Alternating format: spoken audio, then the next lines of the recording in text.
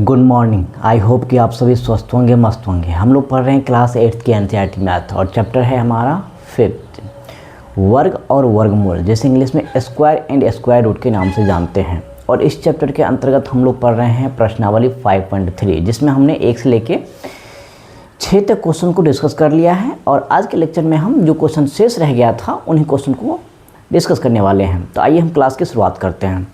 आप सभी के पास क्लास 8 की एनसीईआरटी मैथ की बुक होगी, तो आप सभी अपना अपना बुक निकाल लीजिए और अपने अपने बुक में प्रश्नावली 5.3 में क्वेश्चन नंबर 7 को देखिए।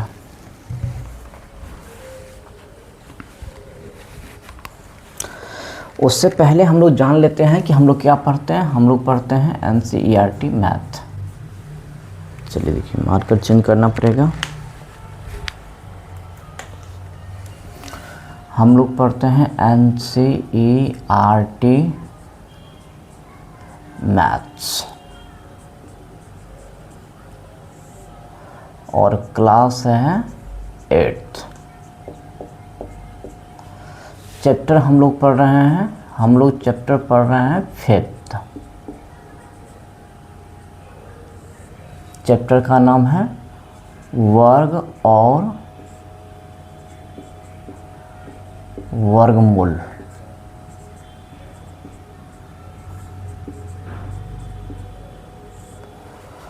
जिसे इंग्लिश में बोलते हैं स्क्वायर एंड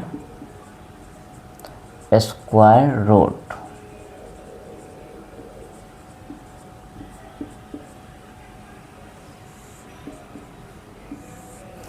और इस चैप्टर के अंतर्गत हम लोग पढ़ रहे हैं प्रश्नावली 5.3, और जिसमें हमने 1 से लेकर क्वेश्चन 6 तक डिस्कस कर चुके हैं।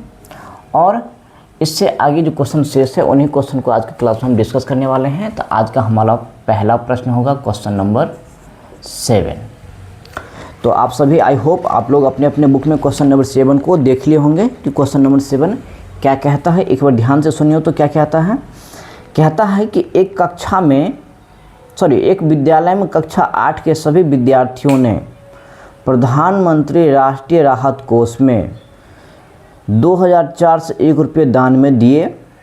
प्रत्येक विद्यार्थी ने उतने ही रुपये दान में दिए जितने कक्षा में विद्यार्थी थे। कक्षा के विद्यार्थियों की संख्या ज्ञात कीजिए। देखिए, सवाल कहता है कि कोई विद्यालय है जिसमें कक्षा 8 के विद्यार्थी जो हैं एक फंड में पैसा जमा करता है। उस फंड का नाम क्या है? प्रधानमंत्री राष्ट्रीय राहत कोष। और कहते हैं कि सारे बच्चे ने मिलकर कितना पैसा जमा किया है? 2004 से 1 रुपया। और प्रत्येक विद्यार्थी ने उतने ही रुपये दिए जितने विद्यार्थी थे। उदाहरण के लिए, अगर मान लीजिए क्लास में 10 बच्चे हैं तो सभी ने 10-10 रुपया दिया। तो वही बात कह रहा है कि क्लास में जितने बच्चे थे सभी ने उतने ही रुपये जमा किए। और इस तरह से जमा करने के बाद टोटल रुपया हो गया है 2004 से 1 रुपया। तो हमसे पूछ रहा है कि कक्षा के विद्यार्थियों की संख्या ज्ञात कीजिए। तो देखिए, कक्षा के विद्यार्थियों की संख्या हमें ज्ञात करने को कह रहा है। हमें तो पता नहीं कि कक्षा में विद्यार्थी है कितना। तो हम क्या करते हैं, मान लेते हैं कि कक्षा में विद्यार्थियों की संख्या कितना है? x है। तो आइए हम क्वेश्चन को सॉल्व करते हैं। इसको यहाँ से रिमूव कर देते हैं।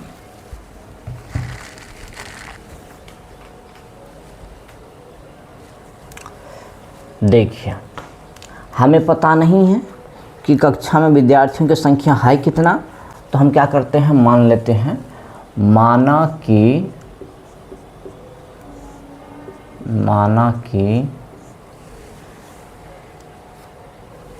कक्षा के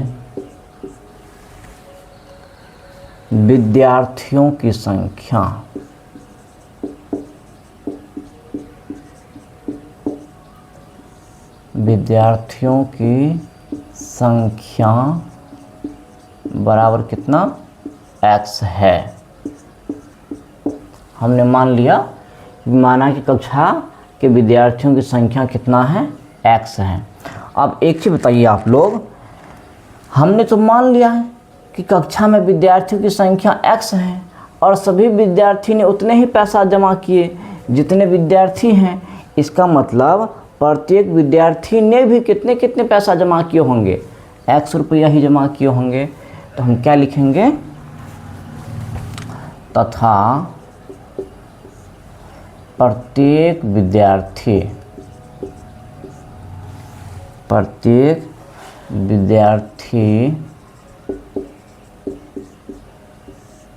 द्वारा दान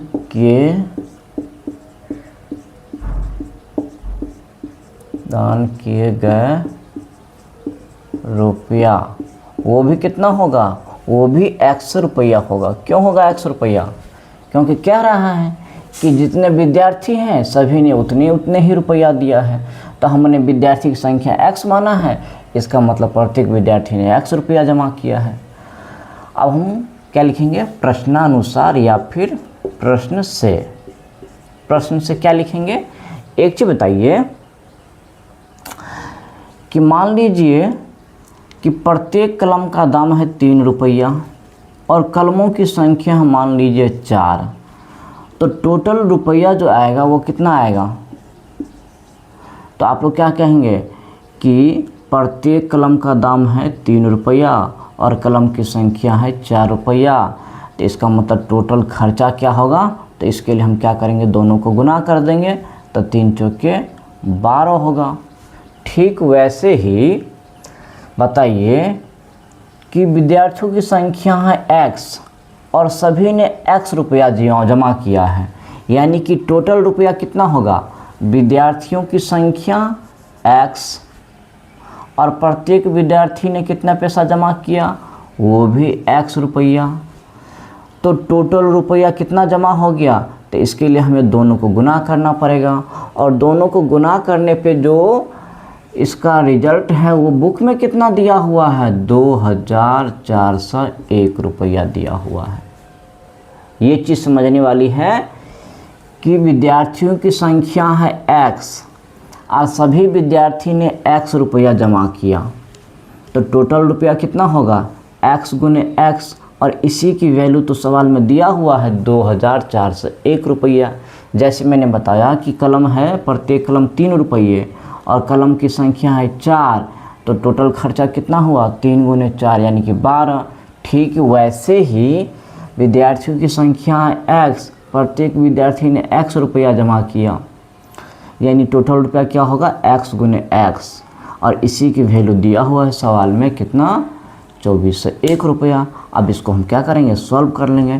तो चलिए सॉल्व करते हैं। इसको हम यहाँ से हटा देते हैं, ये तो हम ऐसे ही रफ किए थे आप लोगों को समझाने के लिए। तो देखिए x गुने x बराबर क्या हो गया, x गुने x बराबर क्या होगा, x स्क्वायर, क्योंकि x गुने x क्या होता है, x स्क्वायर बराबर ये क्या है 2401। अब एक चीज़ बताइए कि ये तो स्क्वायर में है और ये स्क्वायर में, ये भी किसी न किसी संख्या का स्क्वायर ही होगा, लेकिन किसका है ये हमें तो पता है नहीं। तो याद रखना है एक चीज़ आप लोगों को, मान लीजिए कि इधर कोई संख्या है, इधर कोई संख्या है n1 स्क्वायर और इधर कोई संख्या है n2। तो जब हम इधर से स्क्वायर हटाएंगे तो इधर क्या करेंगे, वर्गमूल का चिन्ह लगा देना है। तो क्या होगा, n बराबर n1 बराबर √n2। इस बात को आप लोगों को याद रखना है। मैंने क्या कहा, अगर कोई संख्या है n1 और ये स्क्वायर में है और इधर कोई संख्या n2, तो जब इधर से हम स्क्वायर को हटाएंगे तो इधर क्या लगा देंगे, वर्गमूल का चिन्ह। ठीक वैसे ही देखिए ये तो x स्क्वायर है, तो इधर से स्क्वायर हटाएंगे तो इधर क्या लगेगा, वर्गमूल लगेगा। तो लिखेंगे x बराबर √2401।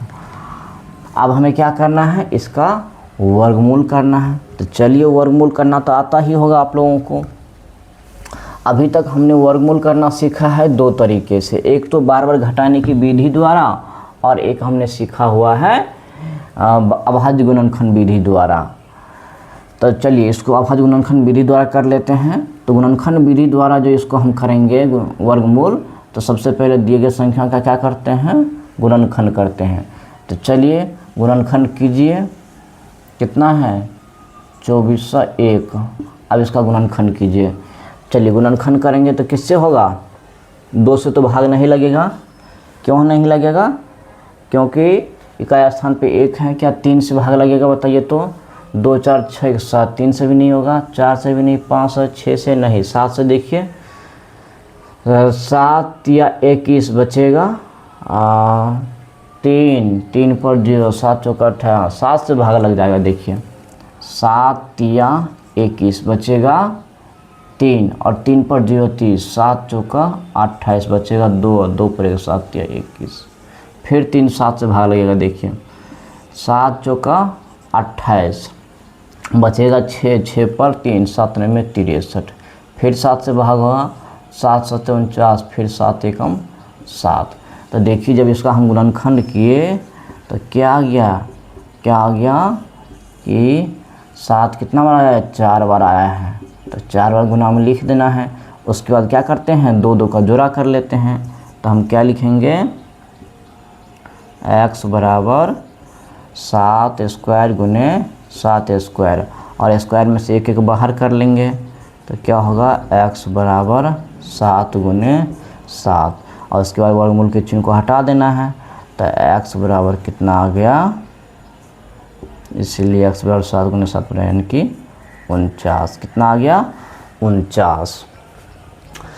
यानी कि हमने जो x माना था, x हमने किसको माना था, कक्षा के विद्यार्थियों की संख्या को माना था, और x की वैल्यू हमारा कितना आ गया, 49। यानी कि यही वह संख्या है जो विद्यार्थियों की संख्या है। तो हम क्या लिखेंगे, अतः विद्यार्थियों की संख्या x बराबर कितना होगा, 49। तो यहाँ पर हमें क्या करना है, एक लाइन लिख देना है, अतः कक्षा के विद्यार्थियों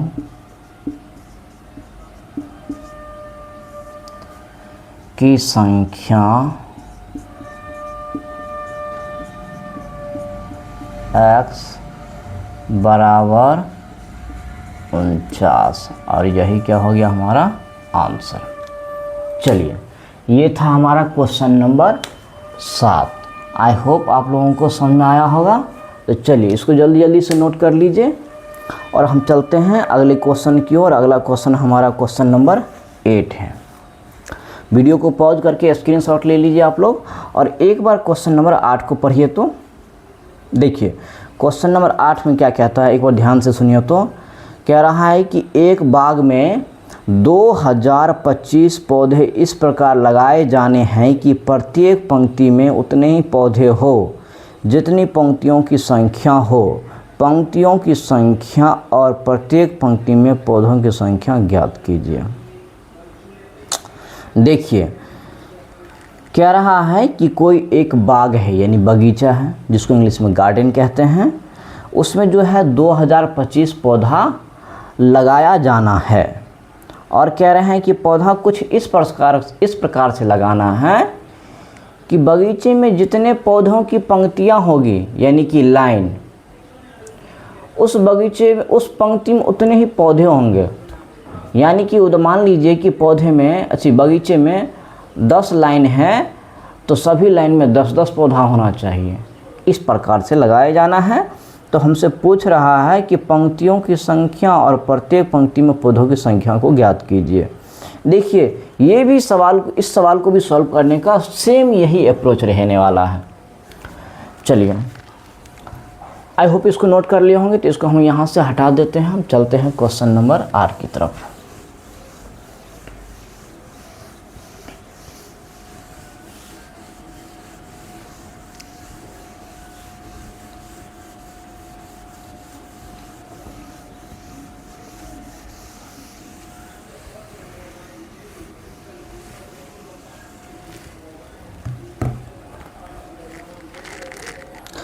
देखिए हमसे तो पूछ रहा है कि पंक्तियों की संख्या और प्रत्येक पंक्ति में पौधों की संख्या। हमें तो पता नहीं है, तो हम फिर से क्या मान लेंगे कि मान लेते हैं कि बाग में पंक्तियों की संख्या कितना है, x। तो देखिए ये हमारा क्या है, ये तो हमारा क्वेश्चन नंबर 8 है। हम क्या मान लेते हैं, माना कि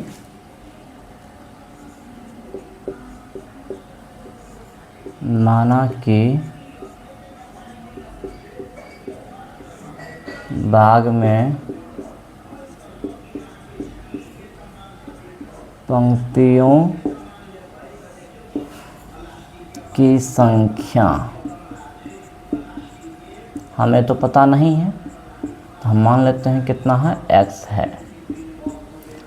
और एक चीज़ बताइए, जितना पंक्तियों की संख्या है उस पंक्ति में उतने ही पौधे हैं, तो हम क्या लिखेंगे, तथा प्रत्येक पंक्ति में पौधों की संख्या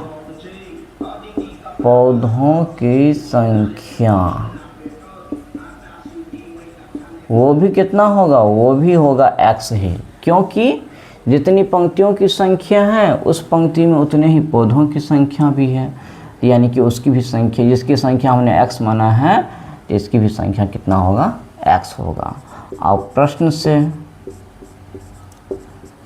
याद कीजिए, मैंने बताया था कि 3 कलम दाम, 3 कलम है, 3 रुपये प्रत्येक कलम है 3 रुपये, और कलम की संख्या है 4, तो टोटल खर्चा जो होगा क्या करेंगे, हम गुना करेंगे 12। ठीक वैसे ही बताइए कि पंक्तियों की संख्या हमने माना है x, और प्रत्येक पंक्ति में पौधों की संख्या भी कितना है, x, यानी कि टोटल पौधा कितना होगा, x गुने x। पंक्ति की संख्या x और प्रत्येक पंक्ति में पौधों की संख्या भी कितना है, x है, तो टोटल पौधा कितना होगा, x गुने x। और इसी की वैल्यू सवाल में दिया हुआ है कितना, देखिए ध्यान से, 2025। क्या दिया हुआ है, 2025। तब हम लिखेंगे, क्या लिखेंगे, x गुने x का मतलब क्या होगा, x स्क्वायर बराबर ये क्या होगा, 2025। हमने अभी तुरंत बताया था कि इधर से स्क्वायर हटाएंगे तो इधर क्या लगेगा, वर्गमूल। तो चलिए इधर वर्गमूल लगा दीजिए, इधर बचेगा x बराबर √2025। अब इसका गुणनखंड करेंगे हम वर्गमूल निकालने के लिए, तो चलिए इसका गुणनखंड कर लेते हैं। 2025 का गुणनखंड कीजिए, क्या है, 2025, इसका गुणनखंड करेंगे तो देखिए 2 से तो भाग नहीं लगेगा, क्या 3 से भाग लगेगा, हाँ 3 से भाग लगेगा, क्योंकि 2 2 4 और 5 9 हो रहा है, तो 3 से भाग दीजिए, क्या होगा, 3 छक्के 18, बचेगा कितना, 2 पर 2, 3 सत्ते 21, 3 पंचे 15, फिर 3 से भाग होगा, 3 दूना 6, 3 और 6, 3 पंचे 15, फिर 3 से भाग होगा, 3 सत्ते 21 और 3 पंचे 15, फिर 3 से भाग होगा, 3 दूना 6 और 3 पंचे 15। अब 3 से नहीं होगा, 5 से होगा, 25 25, फिर 5 से 5 कम 5। तो देखिए हमने गुणनखंड कर लिया इसका, तो क्या आया, इसका गुणनखंड करने पर क्या क्या आया है, 3 आया है 4 बार, तो 3 को 4 बार लिख देना है, और 5 आया है 2 बार, तो 5 को 2 बार लिख देना है। उसके बाद 2 2 का क्या करना है, जोड़ा लगा देना है, तो क्या लिखेंगे, x बराबर √3 गुने 3 का मतलब 3 स्क्वायर, 3 गुने 3 का मतलब 3 स्क्वायर, और 5 गुने 5 का मतलब 5 स्क्वायर। उसके बाद हम क्या लिखेंगे, x बराबर स्क्वायर में से एक बाहर, तो क्या होगा, 3 स्क्वायर में से एक बाहर 3, और 5 स्क्वायर में से एक 5 बाहर, यानी 5। अब इसको गुना कर लेंगे, इसी x बराबर कितना आएगा, 3 तिया 9 और 9 पचे 45। तो देखिए x का वैल्यू कितना आ गया हमारा, 45।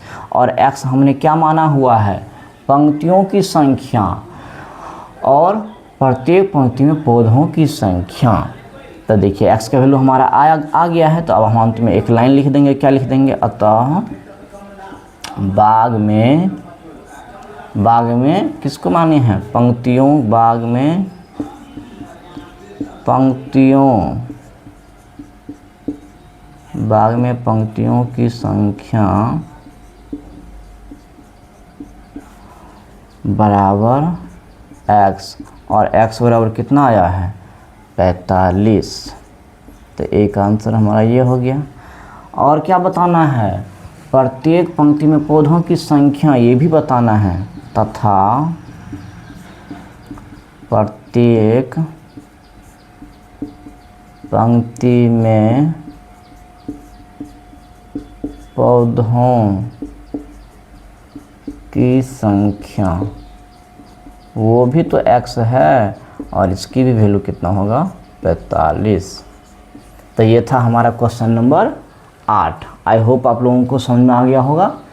चलिए वीडियो को पॉज करके इसका जल्दी जल्दी से स्क्रीनशॉट ले लीजिए। तो आप लोग हम चलते हैं अगले क्वेश्चन की ओर। अगला क्वेश्चन है हमारा क्वेश्चन नंबर 9। चलिए क्वेश्चन नंबर 9 को एक बार पढ़िए तो आप लोग।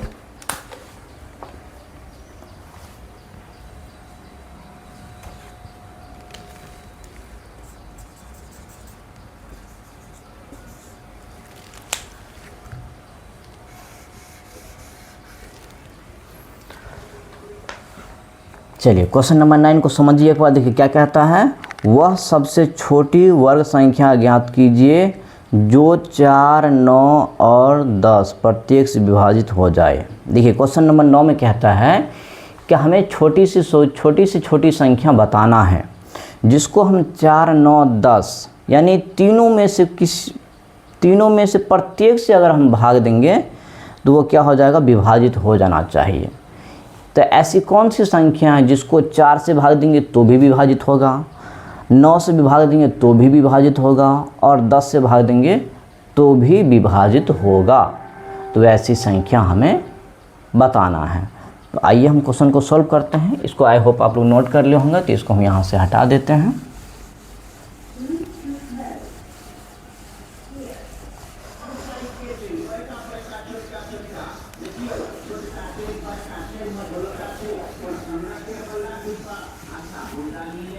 तो देखिए ये हमारा क्वेश्चन नंबर है। चलिए मार्कर नहीं चल रहा है, मार्कर हम चेंज कर लेते हैं। देखिए ये हमारा है क्वेश्चन नंबर 9। इस सवाल में क्या दिया हुआ है हम वो लिख लेते हैं सवाल एक बार। वह सबसे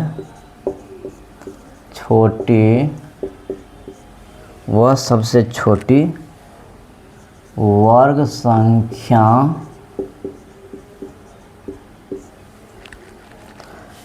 ज्ञात कीजिए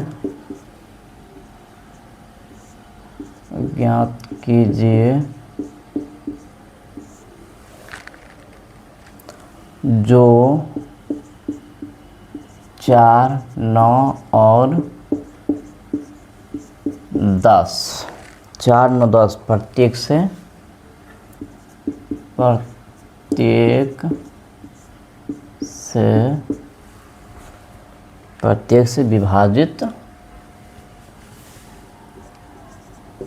विभाजित हो जाए।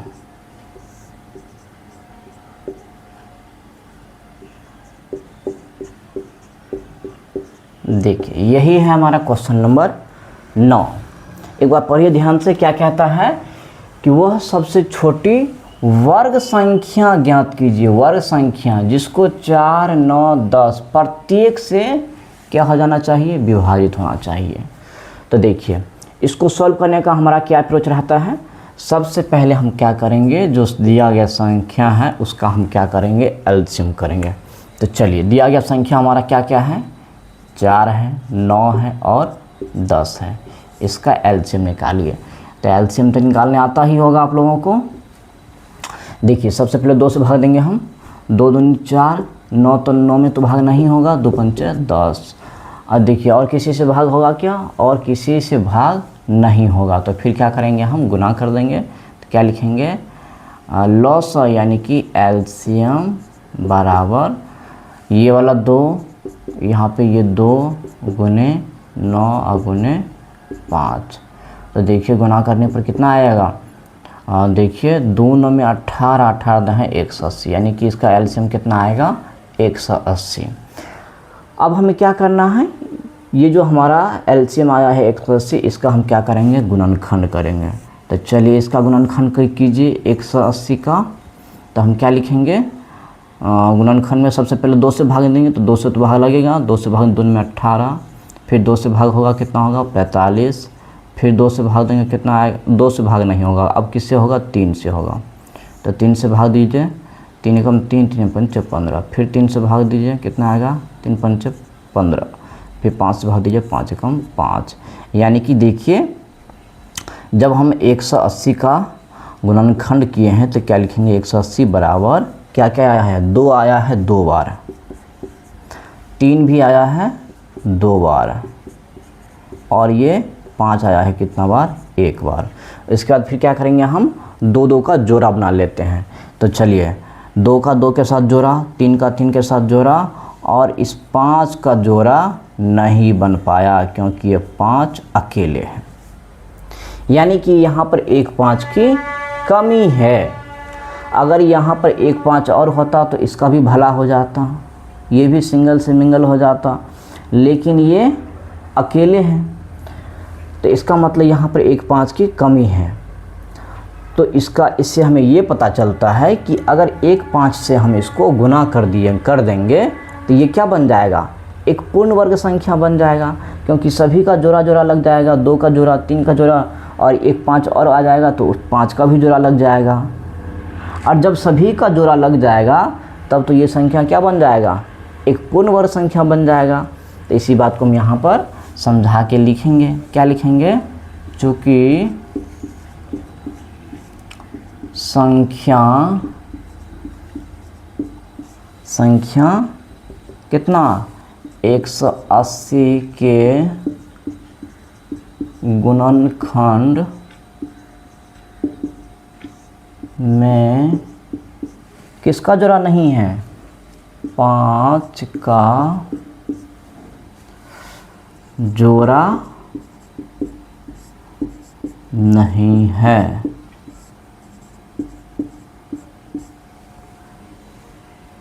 इसीलिए संख्या 180 को 5 से गुना करने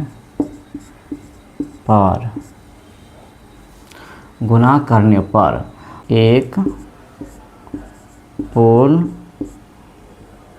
वर्ग संख्या हो जाएगा। तो देखिए हम क्या लिखेंगे, 180 गुने 5 बराबर कितना होगा 900, और 900 का जब हम गुणनखंड करेंगे तो देखिए ये जो है 900 संख्या हमें कब प्राप्त हुआ है, जब 180 को 5 से गुना किए हैं। तो इसका मतलब 900 को अलग से हमें गुणनखंड करने की ज़रूरत नहीं है। ये जो हम 180 का गुणनखंड लिखे हैं, यही गुणनखंड इसमें भी हम लिख देंगे, बस हमने जो 5 से गुना किया है यहाँ पे, तो यहाँ पर क्या करना है, इसके गुणनखंड में 5 बढ़ा देना है। तो हम क्या लिखेंगे, 2 गुने 2, 3 गुने 3, और ये गुने 5। और चूँकि हमने 180 को 1 5 से गुना कर दिया है, इसीलिए 900 के गुणनखंड में भी क्या होगा, 1 5 बढ़ जाएगा। अब हम क्या करेंगे, 2 2 का जोड़ा लगाते हैं। देखिए सबका जोड़ा लग गया, तो हम क्या लिखेंगे, चूँकि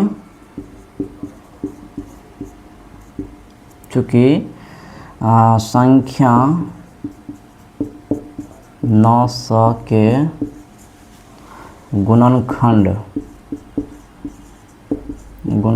में सभी का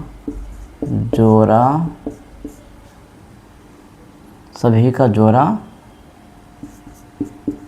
बन रहा है, अतः संख्या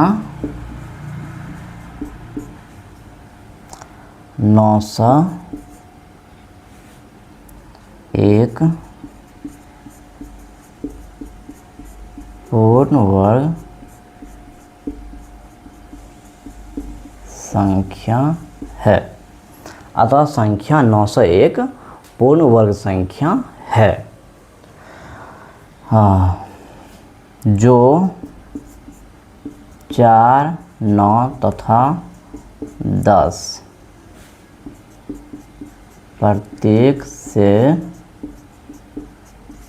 विभाजित है। यानी तो यहाँ पे एक चीज़ लिख सकते हैं, अतः अभीष्ट। देखिए एक बार समझिए हमने क्या लिखा है।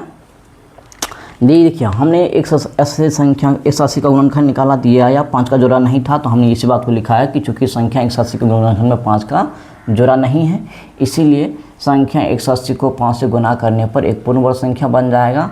तो हमने 180 को 5 से गुना कर दिया तो कितना आया 900।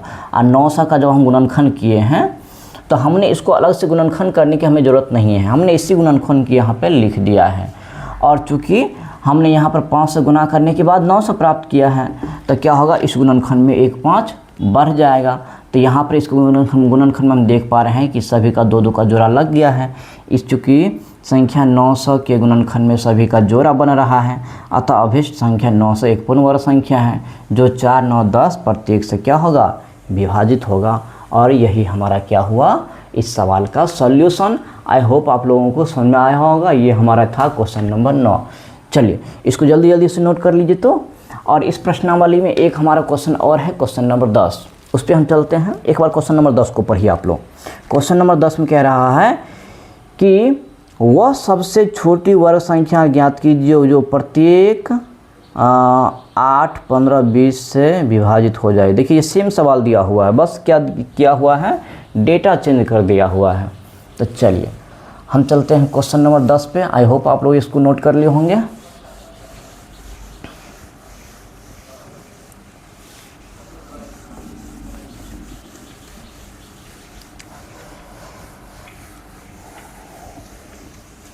देखिए सेम सवाल है, बस क्या किया है, नंबर बदल दिया है। क्या है, 8, 15, 20, 8, 15 और 20।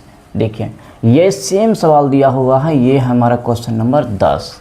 इसमें भी हमें क्या करना है, सबसे छोटी वर्ग संख्या ज्ञात करना है जिसको 8, 15, 20 प्रत्येक से विभाजित हो जाए। तो इसमें भी हमको हमारा सॉल्व करने का अप्रोच सेम वही रहने वाला है। सबसे पहले दिए गए संख्या का क्या करेंगे, हम एलसीएम करेंगे। तो चलिए एलसीएम कर लेते हैं। संख्या क्या क्या दिया हुआ है, 8, 15, 20। एक बार जो है ना संख्याओं को हम बुक से वेरीफाई कर लेते हैं कि सही दिया हुआ है कि नहीं। 8, 15, 20, चलिए हमारा सवाल सही लिखा हुआ है। तो चलिए इसका एलसीएम करते हैं। संख्या क्या दिया हुआ है, 8, 15, 20। तो क्या लिखेंगे, 8, 15 और 20। इसका एलसीएम निकालेंगे। तो एलसीएम कीजिए, 2 चौके 8, 15 में तो नहीं होगा, 2 दहे के 20। फिर 2 से एलसीएम किए, कितना, 2 दूनी 4, फिर 15 और 2 पंचा 10। अब देखिए किससे होगा, अब 3 से होगा। तो 3 से दीजिए, 2, 3 पंचे 15 और ये सॉरी 3 से नहीं होगा, 3 से तो विभाजित होने वाला संख्या एक ही है, किससे होगा, 5 से। 2 से 5 या 15 और 5 एकम 5।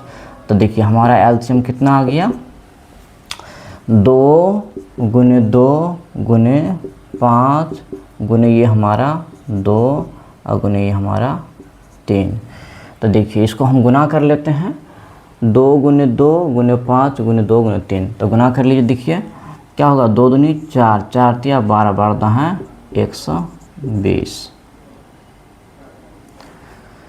सही लिखा हुआ, देखिए 2 दूनी 4, 4 पंचे 20, बिछा कर 120। अब हम क्या करेंगे, ये जो हमारा एलसीएम आया इसका क्या करेंगे, गुणनखंड। तो चलिए इसका गुणनखंड कीजिए, 120 का 2 से गुणनखंड होगा पहले। तो क्या होगा, 60, फिर 2 से देंगे कितना आएगा, 30, फिर 2 से अगर हम करेंगे तो देखिए क्या होगा, 15, फिर 3 से करेंगे तो क्या होगा, 5, और फिर 5 से करेंगे तो क्या होगा, 1। तो देखिए हमारा जो गुणनखंड आया है 120 बराबर क्या क्या आया है, 2 आया है 3 बार। तो 2 को 3 बार लिख देना है। उसके बाद देखिए यहाँ पे 1 2 की कमी है, तो इसलिए हमें 1 2 खाली कर दिए हैं। उसके बाद 3 तो कितना बार है, 3 एक ही बार है, तो 3 में भी 1 3 का जोड़ा नहीं होगा। उसके बाद देखिए 5 भी कितना बार है, एक ही बार है, तो हम देख पा रहे हैं किसका जोड़ा नहीं लगा है। हमने 2 को 3 बार लिख दिया, 3 को 1 बार और 5 को 1 बार, तो हम देख पा रहे हैं कि इस 2 का तो जोड़ा लग गया है, इस 2 का जोड़ा नहीं लगा है क्योंकि यहाँ पर एक ही 2 है। यहाँ पे 1 2 और होता तो इसका भी जोड़ा लग जाता। इसी प्रकार से देखिए यहाँ पे 1 ही 3 है, 1 3 और होता तो इसका जोड़ा लग जाता। यहाँ भी 5 अकेले हैं, इसमें भी 1 5 की कमी है, यानी कि यहाँ पे 2 होता तो इसको जोड़ा लग जाता, यहाँ पे 3 होता तो इसको जोड़ा लग जाता, और यहाँ पे 5 होता तो इसका भी जोड़ा लग जाता। इसका मतलब 1 2 1 3 और 1 5, इस तीनों से अगर हम इस दिए गए संख्या को गुना कर देंगे तो ये क्या बन जाएगा, एक पूर्ण वर्ग संख्या। तो इसी बात को हम यहाँ पर लिखेंगे, क्या लिखेंगे, चूँकि संख्या 120 के गुणनखंड